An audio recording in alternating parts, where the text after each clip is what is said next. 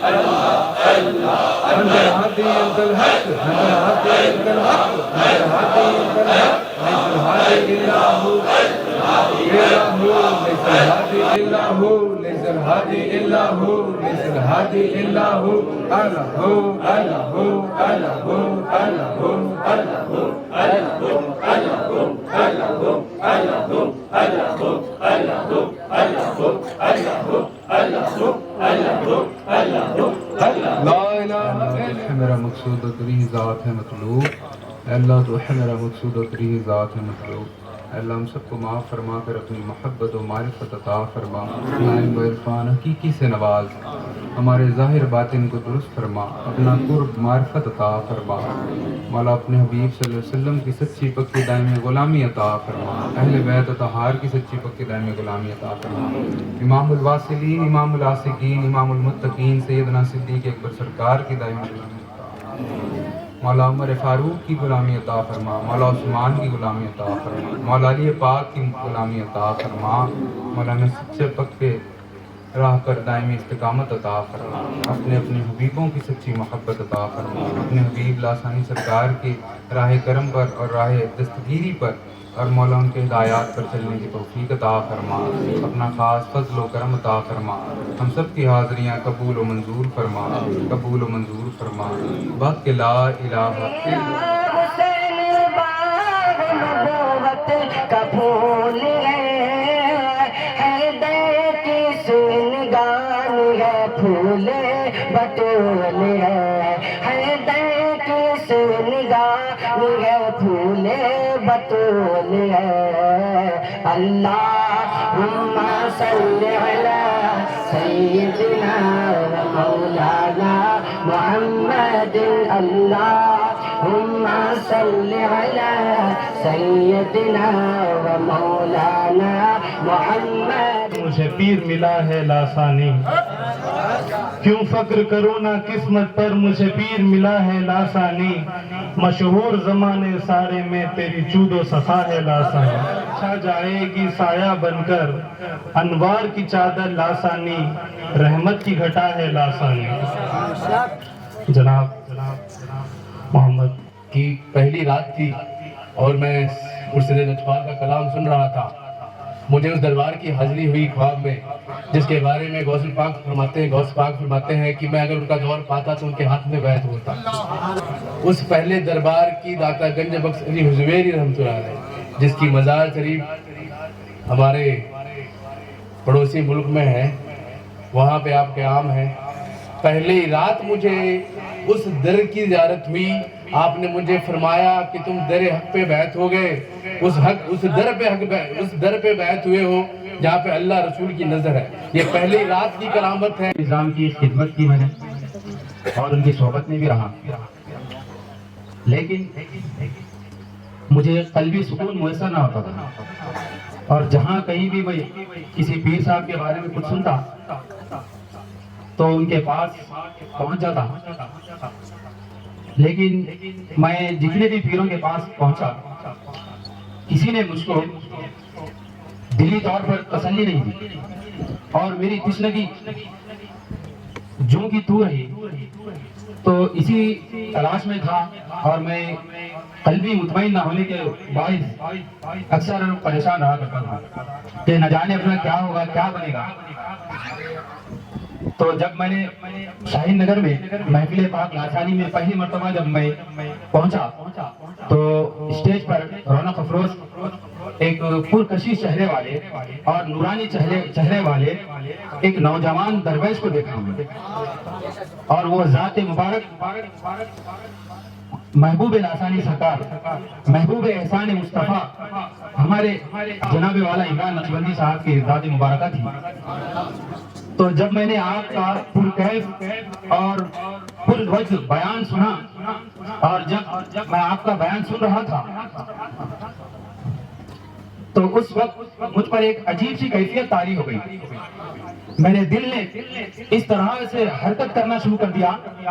کہ مجھے یوں محسوس ہوتا تھا کہ ابھی میرا دل آپ کے دیدار سے نکل کر سینہ پھٹ کر باہر آ جائے گا۔ میں نے اس کیفیت کو محسوس کیا اپنے دل میں، اپنی روح میں، میری روح نے گواہی دی کہ بے شک خدا کی قسم یہ اللہ کے محبوب اور درویش ولی ہے۔ پھر جب آپ نے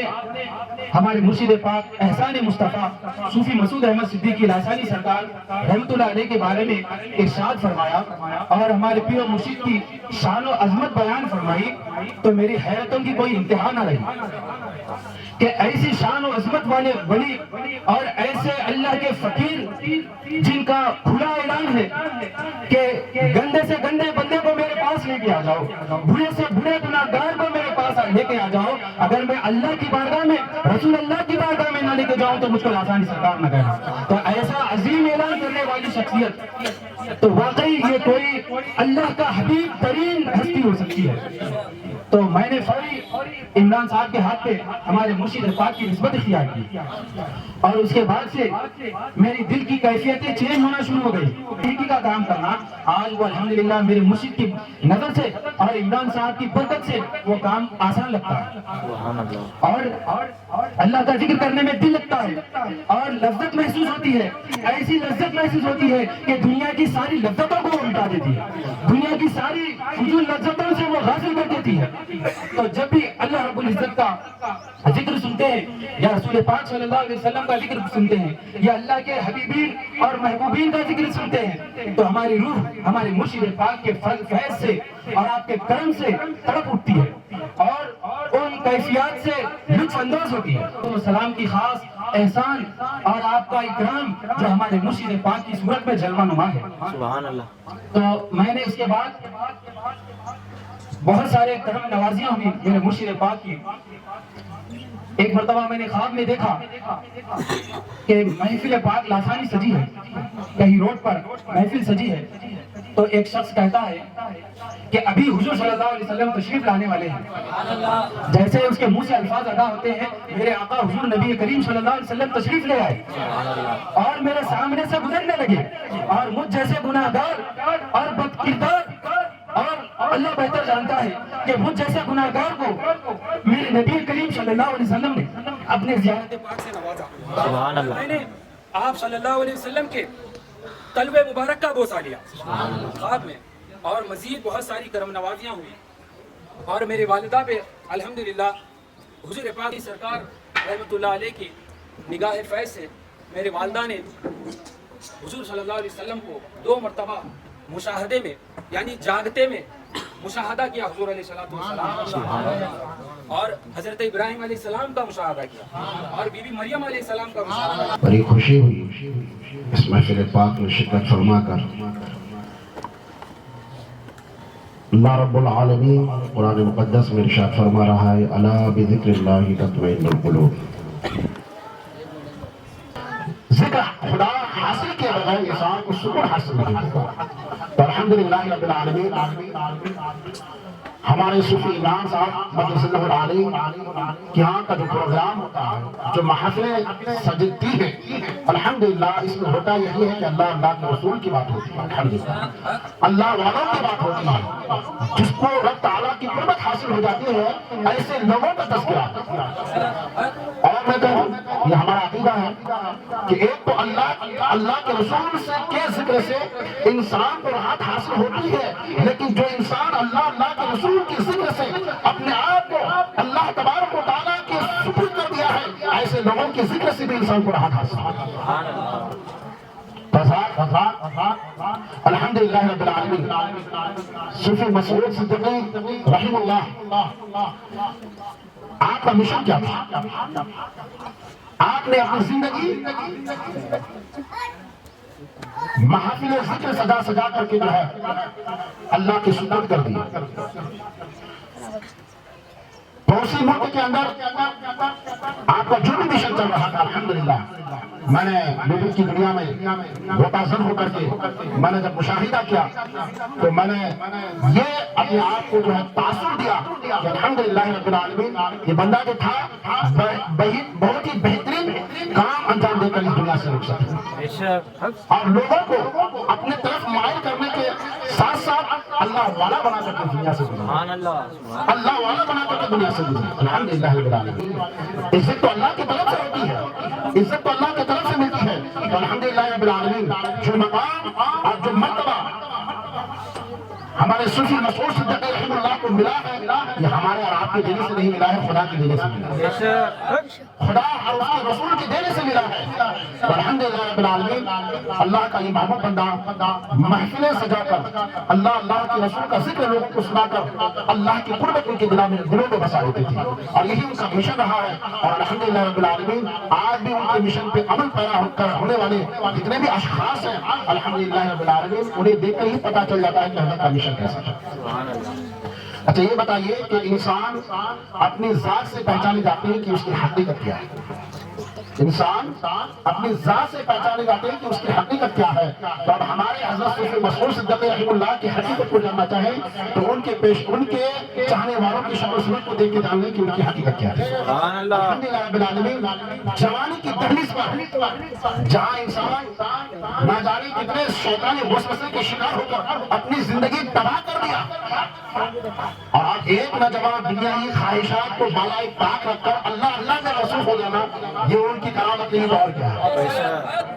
یہ ان کی کرامت نہیں تو اور کیا ہے؟ یعنی کسی اپنے ذکر و اذکار کے باعث، اپنے محافل کے باعث، اپنے قول فعل کے باعث کسی کو قرب الہی ان کے دل میں بسا دینا، یہ بہت بڑی کمال کی بات ہے،